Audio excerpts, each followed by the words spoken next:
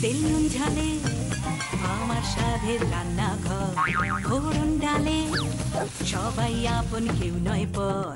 আড্ডার ছলে চলে স্পেশাল ভোজ, রোজ রোজ তাই খুন্তি হাতে বিচ্ছে পেটে পাতে, জীবনের স্বাদ বদলাতে জি বাংলার রান্নাঘর,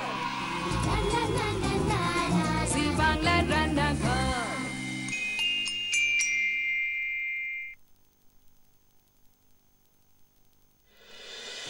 দই, শেষ পাতে দই, বইয়ের পাতার সেই দইওয়ালা। এই শহরটাকে খুঁজে না পেলেও দইওয়ালার জন্য আজও অমল দাঁড়িয়ে থাকে জানালায়। ছোট্ট মেয়ে বাবার পিঠে চড়ে হেঁটে যায়। দই চাই, দই চাই বলেই নানা আকারের মাটির ভাঁড়ে সে সেজে ওঠে। কপাল সাজে দইয়ের ফোঁটায়। আহা, ছেলের পরীক্ষা যেন ভালো হয়। দই নিয়ে অনেক কথা, মিষ্টি মিষ্টি কথা। ভালোই খেতে, প্রসেনজিৎ নিজেও খেয়েছে, মান্নাবাবু নিজেও খেয়ে গেছে, এখানে নিয়ে গেছে। ওই ধরুন 30-35 কিলো। টক চালিয়ে যেতে পারি আমরা অনর্গল। তারপর টক দইয়ে জল মিশিয়ে ঘোল। মিষ্টি দইয়ের পর টক দই নিয়ে টক, সে তো শেষ হইয়াও হয় না শেষ।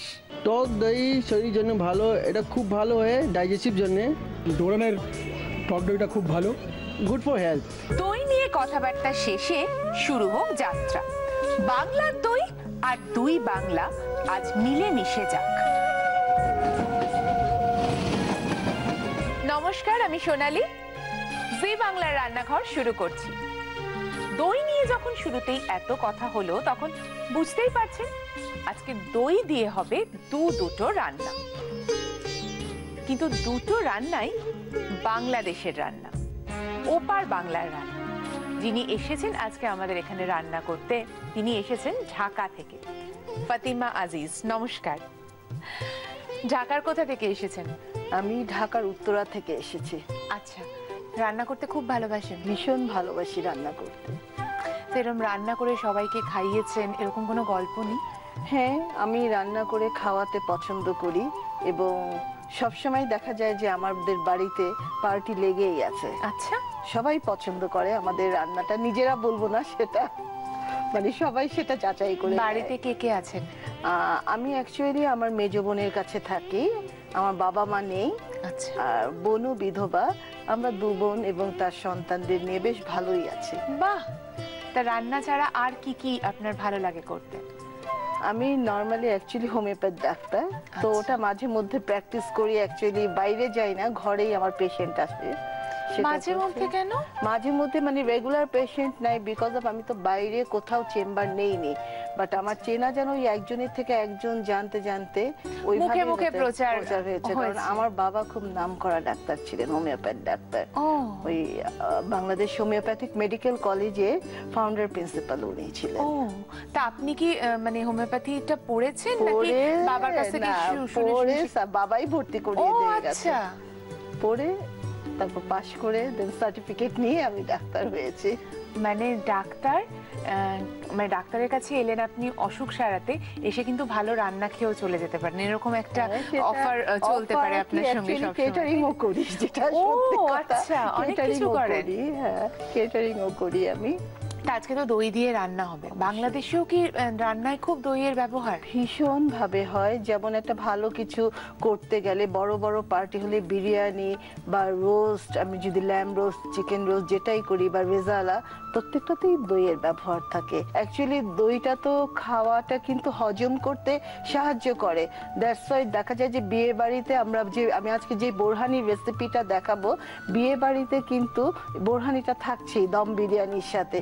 সেটা খাবারটাকে আমাদেরকে হজম করতে সাহায্য করছে। তার মানে আজকে দই দিয়ে হবে দুটো ফাটাফাটি রান্না। জি বাংলার রান্নাঘরে দেশ বিদেশের রান্নায় দই দিয়ে রান্না হবে। দেখতেই পাচ্ছি দই আছে, কিন্তু কি রান্না হবে? রান্নাটার নাম কি? আজকের রান্নাটার প্রথম রান্নাটা যেটা আমি দেখাবো সেটা হচ্ছে দই মুরগির ঠান্ডাই। দই মুরগির ঠান্ডাই। তা সেটা রান্না করতে কি কি লাগছে? এখানে মুরগির মাংসগুলো টুকরো করে কেটে সেদ্ধ করা আছে। সেদ্ধ করার সময় একটু আমি লবণ এবং শামরিচ গুঁড়ো দিয়েছি। পেঁয়াজ কুচি আছে, কাঁচা লঙ্কা কুচি আছে, লবণ আছে, ধনেপাতা কুচি, বাটার, চিলি ফ্লেক্স, চিনি, পুদিনা পাতা, শামরিচ গুঁড়ো, রসুন বাটা, সেদ্ধ করা পাস্তা এবং টক দই। আচ্ছা, প্রথমে কি করছেন? প্রথমে আমি দইটাতে এই একটা মিক্সিং বলে ঢালবো। আপনি আপনি না এই দিকটা চলে আসুন, এই বোলটায় হবে তো? হ্যাঁ, এই বোলটায় আপনি এদিকে আসুন। আমাকে কি কি লাগবে বলুন। আমার এখন মানে চামচ দিয়ে আপনাকে হ্যাঁ, একটা? চামচ একটা অবশ্যই লাগছে। দইটা কতটা আছে? এখানে প্রায় আপনার 200 গ্রামের মতো আছে, 200 বা 300 গ্রামের মতো। এবার কি দেবো বলুন, এর সঙ্গে কি দেবেন? এবারে আপনি আমাকে এক এক করে, তো আমি তুমি করে বলছি, হ্যাঁ, কিছু মনে করো না, না, একদম না। আচ্ছা, তুমি আমাকে এখানে একটু কাঁচা লঙ্কা কুচি। কতটা লাগবে দেখে দিন। তুমি কি ঝাল বেশি খাও না কম খাও? আমি ঝাল কম খাই। তো তাহলে আমি অল্প একটুই দিচ্ছি, খুব একটা বেশি দিব না। ঠিক আর আছে? বলুন। হ্যাঁ, এবার কি দেব? এবার তুমি আমাকে একটু রেড চিলি ফ্লেক্সটা দাও। চিলি ফ্লেক্স দেবো।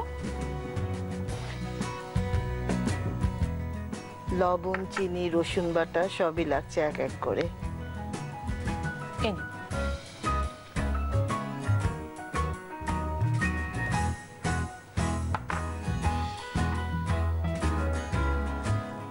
রসুন বাটাটা দিতে হবে, রসুন শামরিচ, বাটা। হ্যাঁ, শামরিচ গুঁড়ো আরেকটা চামচ। চামচ দেবো আপনাকে? হ্যাঁ, একটা শুকনো চামচ দিলে ভালো হয়। শামরিচ গুঁড়োটা এখানে আমি 1/4 টিস্পুনের মতো দিচ্ছি। আচ্ছা, হ্যাঁ, পরে আবার হয়তো একটু ঝালটা লাগতে পারে। লাগতে পারে। এবার কি এবারে দেবো? আমাকে পুদিনা পাতা, ধনে পাতা গুলো দিয়ে দাও। ধনেপাতা দিলাম।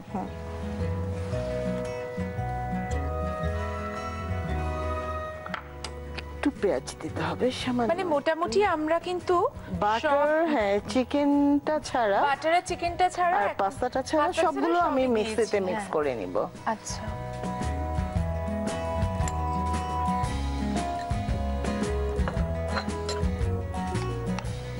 এবার এটা একটু মিক্সিতে দিয়ে দিতে চাচ্ছি।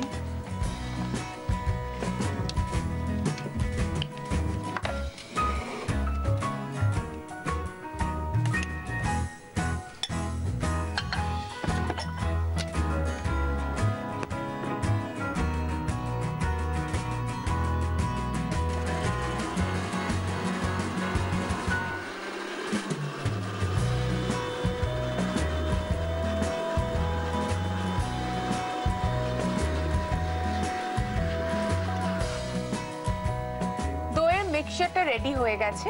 এটাকে আমরা একটা আলাদা পাত্রে শিফট করব, তবে হাতে একটু তো সময় চাই তার জন্য। জি বাংলার রান্নাঘর নিয়ে প্রথমেই ধন্যবাদ জানানোর পালা। আমার কস্টিউম স্পন্সর করার জন্য অনেক ধন্যবাদ আদি মোহিনী মোহন কাঞ্জিলালকে।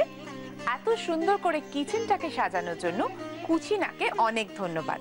আর আমাদের প্রিন্ট পার্টনার হ্যাংলা হেসেলকেও অনেক অনেক ধন্যবাদ। বিরতির আগে দেখেছিলাম আমরা দই দিয়ে একটা মিক্সচার রেডি হয়েছিল, সেটা রেডি করে আলাদা একটা পাত্রে রাখাও হয়েছে। এবার কি করব? এবার আমাকে একটু চুলাটা অন করে দাও, আমি চিকেনটাকে একটু সতে করে নিব। আচ্ছা, প্রথমে এখানে আমি একটু বাটার দিচ্ছি। এই রান্নাটা কি আপনার বাড়িতে যখন পার্টি হয় তখন খুব হয়? এটা পার্টির চেয়ে বেশি হয় আমাদের রমজানে ইফতারিতে বেশি হয়, কারণ আচ্ছা। তখন তো ভাজা পোড়া বেশি খাওয়া হয়। তো ভাজা পোড়াটা তো একেবারেই খাওয়া ঠিক না, এত বেশি খাওয়া হয়। তো তখন যদি মাঝে মধ্যে এই দই মুরগির ঠান্ডা এটা আমরা তাতে শরীরটাও ঠান্ডা থাকে, হজমটাও ভালো হয়। ইফতারে আর কি কি রান্না হয়? ইফতারিতে মেইনলি থাকে আমাদের ছোলা থাকবে, চনা বুট যেটা, তারপরে চটপটিটা আমরা করি খুব ভালোভাবে, এবং ভ্যারাইটি শরবতও মানে করা আমি হয়। এটাই বলতে Fruits যাচ্ছিলাম। থাকবে, শরবত থাকবে, জুস ছাড়া এটা হচ্ছে না। ইফতারি খোলাটা, রোজাটা খোলা। ওটা মাস্ট না? ওটা মাস্ট। আপনি কি কি ধরনের শরবত বানান বাড়িতে? শরবত আমি অনেক ধরনের শরবত করে থাকি, আর মেইনলি অ্যাকচুয়ালি দেখা যায় যে আমি শরবত করি দেখেই ওখানে আমি আমাদের যেই পত্রিকায় আমার রান্নাগুলো ছাপা হয় ওরা ওই ঘুরে ফিরে অকেশনালি আমাকে একটা না একটা পানীয় দিবেই। এর মধ্যে আমি এখন একটা কাজ করতে চাই, এই বোলটাতে আমি দইগুলো ঢেলে দিতে চাই। এটা হতে হতে আমি তাহলে দইটা এই বোলটার মধ্যে ঢেলে দিই? অবশ্যই ওখানে ঢেলে দাও, আমি তোমাকে একটা চামচ দিচ্ছি, তুমি পুরোটাই ঢাললাম? পুরোটাই ঢেলে দাও। আচ্ছা, এটা হয়ে গেছে, চুলাটা বন্ধ করে দাও। এখান থেকে আমি পাস্তা ওখানে মিশিয়ে দিচ্ছি। আচ্ছা, মানে পাস্তাটা দইটাকে টেনে নিবে এই ম্যাকারনিটাকে। আচ্ছা, হ্যাঁ, তো আমি এখানে জাস্ট একটু অনুমান করে দিলাম পরিমাণ মতো। এখন এটা মিশিয়ে কিছুক্ষণ মিশিয়ে দিলাম। হ্যাঁ, কিছুক্ষণ ফ্রিজে রাখতে হবে। আচ্ছা, হ্যাঁ, তাহলে আমি ফ্রিজে রেখে দিই? ফ্রিজে রেখে দাও।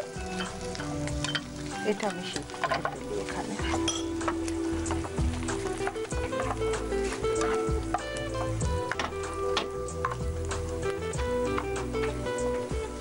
এবারে আমি যেই পাত্রে সার্ভ করব সেটা আমার লাগবে, ফ্রিজ থেকে বের করে আমি পাস্তাটাকে সার্ভিং বলে। তাহলে আমি কি এটা আপনাকে একটা পাত্র দেব যেখানে রাখার জন্য? হ্যাঁ, সার্ভ করবেন যেখানে সেরকম একটা পাত্র তো? এটা ঠিক আছে? এটা ঠিক আছে। এটা ফ্রিজ থেকে বের করে আগে পাস্তাটাকে আমি এখানে ঢালবো, দইয়ের মিশ্রণ এবং পাস্তাকে ঢেলে তার উপরে চিকেনগুলো দিয়ে আরও কিছুক্ষণ এটা ফ্রিজে রাখতে হবে। আমি এই জিনিসটা আমার মোটামুটি হয়ে গেছে, যেহেতু আমার হাতের সময় নেই আমাদের, কাজে আমরা একটু সংক্ষেপে যাচ্ছি। বাট আমি চিকেনটা মিশানোর পর ফ্রিজে কিন্তু 2-3 ঘন্টা রেখে দিতে হয়, তারপরে যদি এটা পরিবেশন করা হয় খেতে অসাধারণ লাগে। আমাদের হাতে সময় না থাকাতে আমি এটা অল্প কিছুক্ষণ ফ্রিজে রেখে তারপর পরিবেশন করতে চাচ্ছি। দিদি বলেই দিয়েছেন যদি 3-4 ঘন্টা ফ্রিজে রেখে তারপরে সার্ভ করা যায় তাহলে তো সবাই ওয়া ওয়া করবে খেয়ে। কিন্তু আমাদের হাতে যদিও সময় নেই, তবে ভালো কোনো জিনিসের জন্য একটুখানি সময় আমরা নিশ্চয়ই দিতে পারি। ফ্রিজে জিনিসটা একটু ঠান্ডা হোক ততক্ষণে আমি আপনাদের জানিয়ে দিই, এমনই যদি দেশ বিদেশ থেকে এসে জি বাংলার রান্নাঘরে রান্না করতে চান তাহলে অবশ্যই আমাদের চিঠি লিখতে পারেন, মেল করতে পারেন এই অ্যাড্রেসে। রান্নাঘর, care of G Bangla, post box number 9051, 71 park street, head office, Kolkata 16। Email zbangla@znetwork.com। এবার এই চিকেনগুলো এর উপর দেওয়া হবে। আমি চিকেনগুলো দিয়ে দিচ্ছি এর উপরে।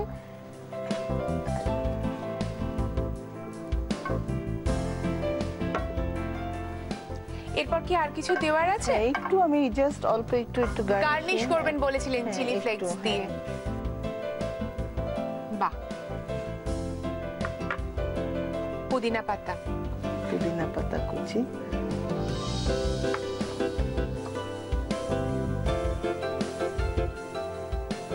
আর সামান্য একটু শামরিচ গুঁড়ো দিয়ে এটা এখন ফ্রিজে রেখে আমরা যদি 2-3 ঘন্টা পর খেতে পারি তাহলে খেতে অসাধারণ লাগবে।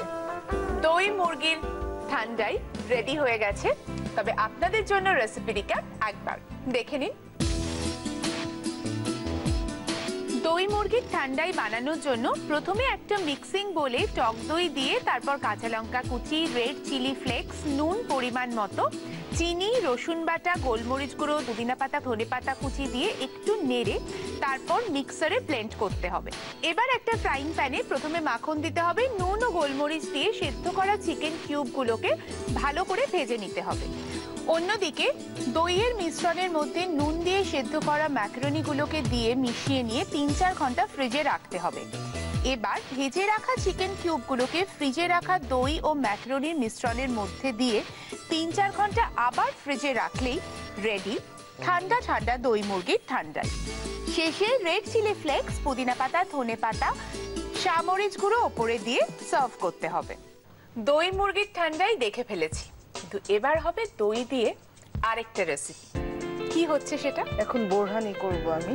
এটা কি ধরনের জিনিস? এটা শরবত? শরবত, হ্যাঁ, লিকুইড পানীয়। আচ্ছা, কি কি লাগছে সেটা করতে? এটা করার জন্য আমার তো দই তো লাগছেই, আদা বাটা লাগছে, সরিষা বাটা, বিট লবণ, চিনি, ভাজা জিরে গুঁড়ো, শামরিচ গুঁড়ো, ভাজা ধনে গুঁড়ো, টমেটো কেচাপ, লবণ, কাঁচা লঙ্কা বাটা, রসুন বাটা, পুদিনা পাতা বাটা আর ধনে পাতা বাটা। নিশ্চয়ই জানতে ইচ্ছে করছে কিভাবে এটা করা যায়, কিন্তু জানতে হলে আর একটু সময় অপেক্ষা করতে হবে। বোরহানি রান্না হবে, তাই কথা না বাড়িয়ে রান্না হবেই বললাম, বোরহানি তৈরি হবে। দেখি কি কিভাবে হচ্ছে। কি আমি প্রথমে একটা বাটিতে সামান্য একটু পানি নিয়ে এই মশলা কিছু আমি মিক্স করে নিব। এখানে আমি পুদিনা পাতা বাটাটা নিচ্ছি, ধনে পাতা,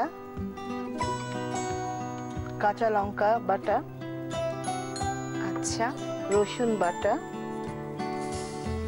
ভাজা ধনে গুঁড়ো, শামরিচ গুঁড়ো, ভাজা জিরে গুঁড়ো, আদা বাটা, সরিষা বাটা, সাদা সর্ষে তো? হ্যাঁ, সাদা সর্ষে। আচ্ছা, বিট লবণ, চিনি এবং লবণ ওটা আমি মিক্সিতে দেওয়ার পরও মিশাতে পারি। এই জিনিসটাকে, মশলাটাকে আমি মিক্স করে এখন আমি এটা ছাঁকনি দিয়ে ছেঁকে নিব।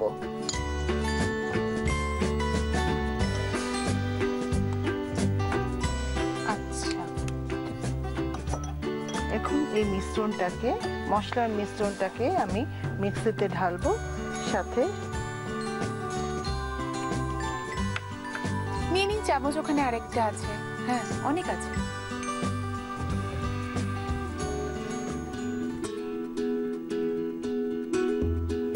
এবার কি মিশ্রণটা দিয়ে দেবো? মিশ্রণ আমার মনে হয় এখানে সবটুকু লাগছে না, অর্ধেক মিশ্রণ আমরা দিয়ে দেই, হাফ দিয়ে দেই, আর একটু টমেটো কেচাপ ওগুলো লাগছে।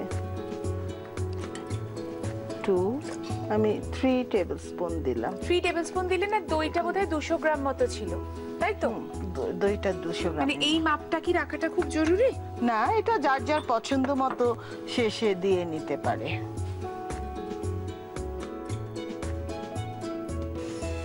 আমি প্রথমে এটাতে লবণ দিচ্ছি, আচ্ছা, তারপরে চিনি দিচ্ছি, সামান্য একটু বিট লবণও দিচ্ছি।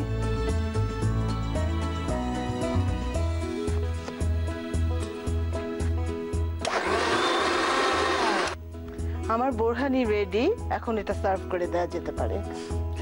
বরফ দিতে হবে সার্ভের সময়, তাই তো? একটু বরফ দিয়ে সার্ভ করলে এটা খেতে ভালো লাগবে। Borhani is ready to serve. শুধু বরফ কুচি দিয়ে সার্ভ হবে। তবে আপনাদের জন্য রেসিপি রিক্যাপ একবার দেখে নিন।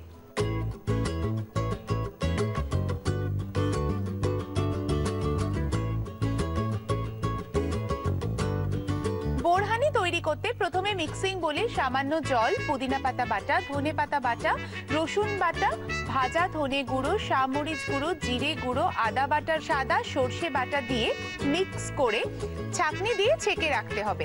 তারপর মিক্সারে টক দই, ছেঁকে রাখা মিশ্রণ, টমেটো কেচাপ, নুন, চিনি আর বিট নুন দিয়ে মিক্সারে মিক্স করতে হবে। তারপরে বরফ কুচি দিলেই রেডি বোরহানি।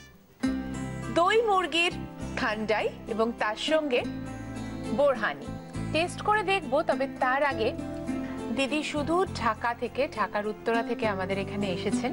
আপনি যাতে আমাদেরকে অনেক দিন মনে রাখেন, নিশ্চয়ই রাখবেন, এই আশা নিয়ে জি বাংলা রান্নাঘরের তরফ থেকে এই মেমেন্টোটা আপনার জন্য। Thank you very much. আমি অবশ্যই মনে রাখবো। আমি রেগুলার এই প্রোগ্রামটা দেখি, আমার ভালো লাগে এই প্রোগ্রামটা দেখতে। Thank you. আমিও তোমার জন্য একটা ছোট্ট উপহার এনেছি, আমাদের দেশের বেগুনের আচার। এটা তাই নাকি? অবশ্যই খেয়ে। এটা কি রকম খেতে হবে? ঝাল ঝাল মিষ্টি টক, সুইট এন্ড সাওয়ার, মানে টক ঝাল মিষ্টি বেগুনের আচার। আমি কিন্তু খেয়ে জানাবো কেমন হয়েছে। অবশ্যই অবশ্যই। এছাড়াও দিদির জন্য রয়েছে আমাদের তরফ থেকে কিছু বিশেষ উপহার, একবার দেখে নিই আমরা। কৃষ্ণনগর নদিয়ার শাড়ি পীঠস্থান ঢাকেশ্বরী বস্ত্রালয়ের তরফ থেকে রয়েছে একটি সুন্দর শাড়ি। জাটা গুঁড়ো মশলার প্রস্তুতকারক কৃষ্ণচন্দ্র দত্ত কুকমি প্রাইভেট লিমিটেডের তরফ থেকে তুলে দেওয়া হচ্ছে এই বিশেষ উপহার। আর থাকছে দাগের জম মার্বো কেয়ারের পক্ষ থেকে একটি দারুণ গিফট হ্যাম্পার। শীতের সাথে পাল্লা দিয়ে জেল্লা আসুক আপনার রূপে, তাই হেড টু টো কেয়ারের জন্য অরিশ আয়ুর্বেদিকের পক্ষ থেকে থাকছে আকর্ষণীয় গিফট হ্যাম্পার। আর রয়েছে কেকসের তরফ থেকে একটি টাটকা কুকিজের গিফট হ্যাম্পার। রয়েছে মর্টন ব্র্যান্ড পিওর ঘিয়ের তরফ থেকে একটি লোভনীয় গিফট হ্যাম্পার। এবার টেস্ট করে দেখার পালা, কেমন হয়েছে। আমি সত্যি এটা কখনো খাইনি, খেয়ে দেখবো কেমন হয়েছে।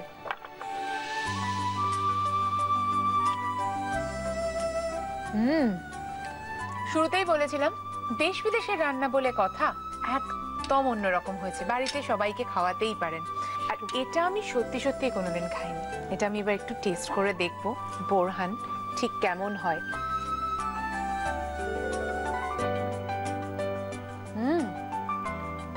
বাহ,